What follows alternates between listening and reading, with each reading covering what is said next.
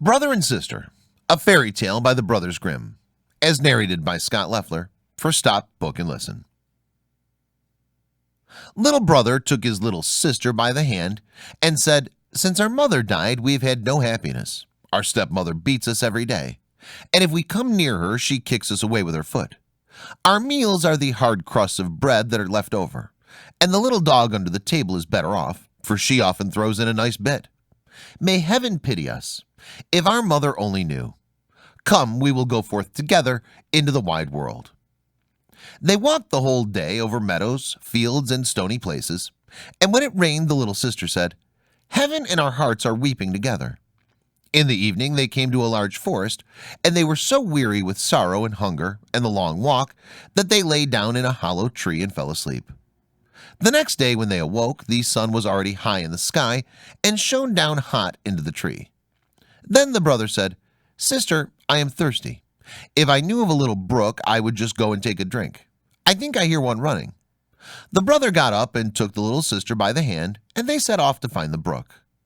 But the wicked stepmother was a witch, and had seen how the two children had gone away, and had crept after them privily, as witches do creep, and had bewitched all the brooks in the forest.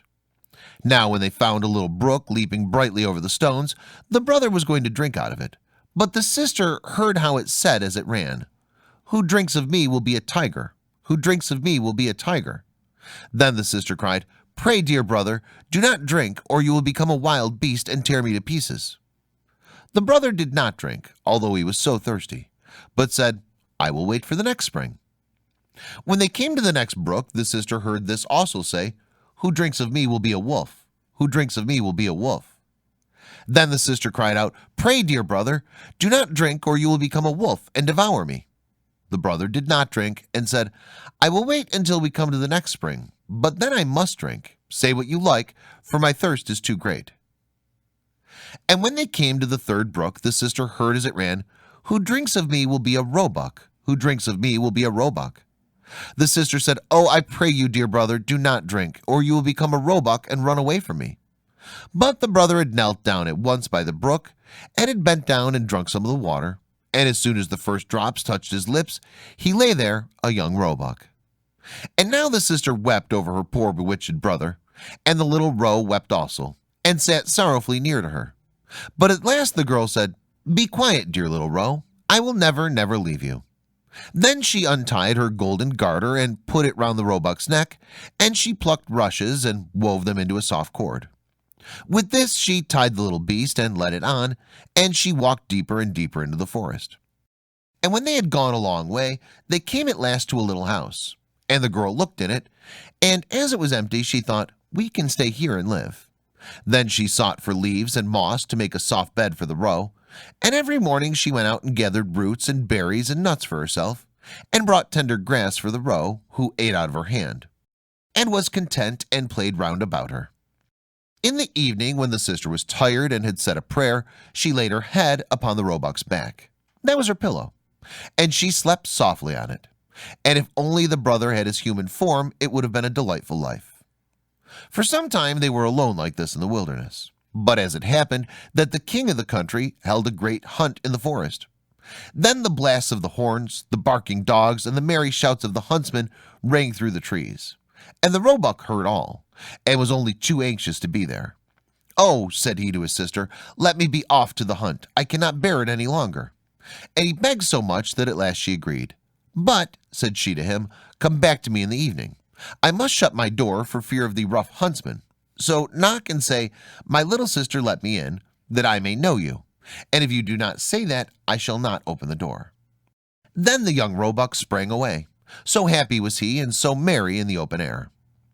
The king and the huntsman saw the pretty creature and started after him, but they could not catch him, and when they thought that they surely had him, away he sprang through the bushes and could not be seen.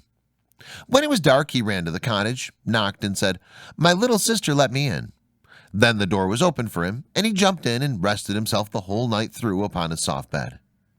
The next day the hunt went on afresh, and when the roebuck again heard the bugle horn and the "ho, ho" of the huntsman, he had no peace, but said, "Sister, let me out, I must be off." His sister opened the door for him and said, "But you must be here again in the evening and say your password."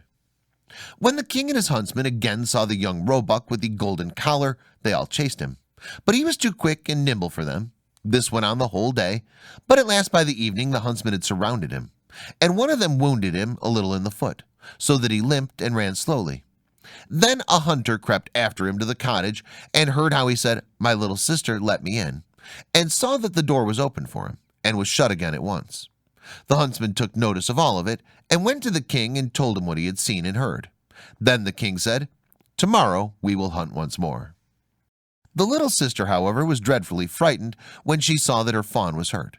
She washed the blood off him, laid herbs on the wound, and said, "Go to your bed, dear Roe, that you may get well again." But the wound was so slight that the roebuck the next morning did not feel it any more. And when he again heard the sport outside, he said, "I cannot bear it. I must be there. They shall not find it so easy to catch me." The sister cried and said, "This time they will kill you, and here I am alone in the forest and forsaken by all the world. I will not let you out." "Then you will have me die of grief," answered the roe. "When I hear the bugle horns, I feel as if I must jump out of my skin." Then the sister could not do otherwise but open the door for him with a heavy heart.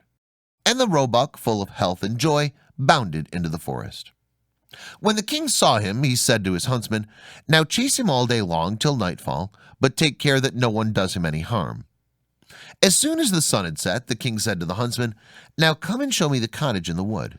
And when he was at the door, he knocked and called, "Dear little sister, let me in." Then the door opened and the king walked in, and there stood a maiden more lovely than any he had ever seen.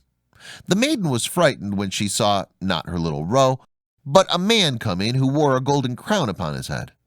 But the king looked kindly at her, stretched out his hand, and said, "Will you go with me to my palace and be my dear wife?" "Yes, indeed," answered the maiden, "but the little roe must go with me. I cannot leave him." The king said, "It shall stay with you as long as you live, and shall want nothing." Just then he came running in, and the sister again tied him with the cord of rushes, took it in her own hand, and went away with the king from the cottage. The king took the lovely maiden upon his horse and carried her to his palace, where the wedding was held with great pomp. She was now the queen, and they lived for a long time happily together. The roebuck was tended and cherished and ran about in the palace garden. But the wicked stepmother, because of whom the children had gone into the world, thought all the time that the sister had been torn to pieces by the wild beasts in the wood, and that her brother had been shot for a roebuck by the huntsman. Now when she heard that they were so happy and so well off, envy and hatred rose in her heart, and left her no peace. And she thought of nothing but how she could bring them again to misfortune. Her own daughter, who was ugly as night, and had only one eye, grumbled at her and said, "A queen, that ought to have been my luck." "Only be quiet," answered the old woman, and comforted her by saying, "When the time comes, I shall be ready." As time went on, the queen had a pretty little boy, and it happened that the king was out hunting. So the old witch took the form of the chambermaid, went into the room where the queen lay, and said to her, "Come, the bath is ready. It will do you good and give you fresh strength. Make haste before it gets cold." The daughter also was close by, so they carried the weakly queen into the bathroom and put her into the bath. Then they shut the door and ran away. But in the bathroom they had made a fire of such deadly heat that the beautiful young queen was soon suffocated. When this was done, the old woman took her daughter, put a nightcap on her head, and laid her in bed in place of the queen. She gave her too the shape and look of the queen, only she could not make good her lost eye. But in order that the king might not see it, she was to lie on the side on which she had no eye. In the evening, when he came home and heard that he had a son, he was heartily glad, and was going to the bed of his dear wife to see how she was. But the old woman quickly called out, "For your life, leave the curtains closed. The queen ought not see the light yet, and must have rest." The king went away and did not find out that a false queen was lying in the bed. But at midnight, when all slept, the nurse, who was sitting in the nursery by the cradle, and who was the only person awake, saw the door open and the true queen walk in. She took the child out of the cradle, laid it on her arm, and suckled it. Then she shook up its pillow, laid the child down again, and covered it with the little quilt.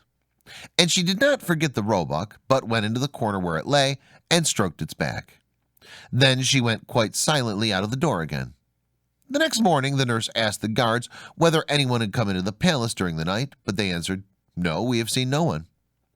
She came thus many nights and never spoke a word. The nurse always saw her, but she did not dare to tell anyone about it. When some time had passed in this manner, the queen began to speak in the night and said, "How fares my child? How fares my roe? Twice shall I come, then never more." The nurse did not answer, but when the queen had gone again, went to the king and told him all. The king said, "Ah, heavens, what is this? Tomorrow night I will watch by the child." In the evening he went to the nursery, and at midnight the queen again appeared and said, "How fares my child? How fares my roe? Once will I come, then never more."